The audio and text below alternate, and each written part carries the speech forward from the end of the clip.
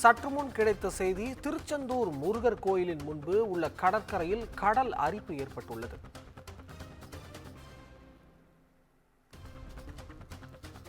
திருச்செந்தூர் முருகர் கோயிலின் முன்பு உள்ள கடற்கரையில் கடல் அரிப்பு ஏற்பட்டுள்ளது. இதனால் பக்தர்கள் கோயில் முன்புள்ள கடற்கரை படிக்கட்டு வழியாக கடலுக்குள் இறங்கி நீராட முடியாத நிலை ஏற்பட்டுள்ளது.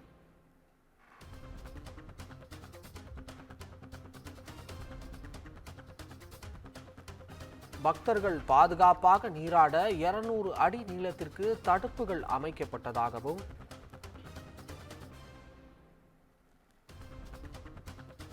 கடல் அரிப்பு ஏற்பட்டுள்ள பகுதியில் பக்தர்கள் இறங்கி நீராட தடை விதிக்கப்பட்டதாகவும் தெரிவிக்கப்பட்டுள்ளது. திருச்செந்தூர் முருகன் கோயிலின் முன்பு உள்ள கடற்கரையில் கடல் அரிப்பு ஏற்பட்டுள்ளது. இதனால் பக்தர்கள் கோயில் முன்புள்ள கடற்கரை படிக்கட்டு வழியாக கடலுக்குள் இறங்கி நீராட முடியாத நிலை ஏற்பட்டுள்ளது. இது குறித்த கூடுதல் தகவல்களுக்காக நம்முடன் செய்தியாளர் மணிகண்டன் இணைந்திருக்கிறார். வணக்கம் மணிகண்டன், கூடுதல் தகவல்களை பதிவு செய்யலாம். வணக்கம் அபிஷேக். முருகனின் அறுபடை வீடுகளில் 2ஆம் படை வீடாக விளங்குகிறது தூத்துக்குடி மாவட்டத்தில் உள்ள திருச்செந்தூர் முருகன் கோவில்.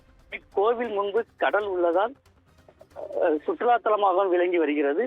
திருச்செந்தூர் முருகன் கோவிலுக்கு நாள்தோறும் பல்வேறு பகுதியில் இருந்து ஆயிரக்கணக்கான பக்தர்களும், விடுமுறை தினங்கள் மற்றும் திருவிழா நாட்களில் பல்வேறு பகுதியில் இருந்து லட்சக்கணக்கான பக்தர்களும் வருகை தந்து முருகனை தரிசனம் செய்வதை வழக்கமாக கொண்டுள்ளனர். கோவிலுக்கு வருகை தரும் பக்தர்கள் கோவில் முன்புள்ள கடலில் குடும்பத்துடன் புனித நீராடி முருகனை தரிசனம் செய்வதை வழக்கமாக கொண்டுள்ளனர்.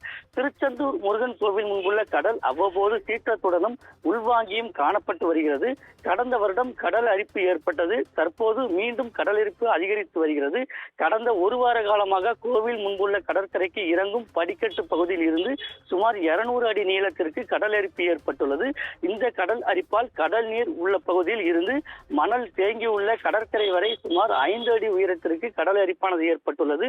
இதனால் பக்தர்கள் கோவில் முன்புள்ள கடற்கரை படிக்கட்டு வழியாக கடலுக்குள் இறங்கி நீராட முடியாத நிலை ஏற்பட்டுள்ளது. இந்த நிலையில் பக்தர்களின் பாதுகாப்பு நலன் கருதி கோவில் நிர்வாகம் நடவடிக்கைகளை மேற்கொண்டுள்ளது. இதற்காக கோவில் முன்புள்ள படிக்கட்டு பகுதியில் இருந்து 200 அடி நீளத்திற்கு கம்புகள் கொண்டு தடுப்புகள் அமைக்கப்பட்டுள்ளது. மேலும் கடல் அரிப்பு ஏற்பட்டுள்ள பகுதியில் பக்தர்கள் இறங்க நீராட தடையும் விதிக்கப்பட்டுள்ளது. அது மட்டுமல்லாமல் நீராடும் பக்தர்கள் பாதுகாப்பாகவும் முன்னெச்சரிக்கையாகவும் நீராட எச்சரிக்கை பலகையில் வைக்கப்பட்டுள்ளன. அந்த எச்சரிக்கை பலகையில் கடல் சீற்றம் காரணமாக கடல் அரிப்பு அதிகமாக உள்ளது, பக்தர்கள் பாதுகாப்பாக நீராட வேண்டும், தடுப்புகளை தாண்டி நீராடக்கூடாது, கூர்மையான பாறைகள் உள்ளதால் பாதுகாப்பாக நீராட வேண்டும், தடை செய்யப்பட்ட பகுதிக்கு செல்லக்கூடாது உட்பட பல்வேறு அறிவுறுத்தல்கள் அந்த பலகையில் இடம்பெற்றுள்ளது. அபிஷேக், தகவல்களுக்கு நன்றி மணிகண்டன்.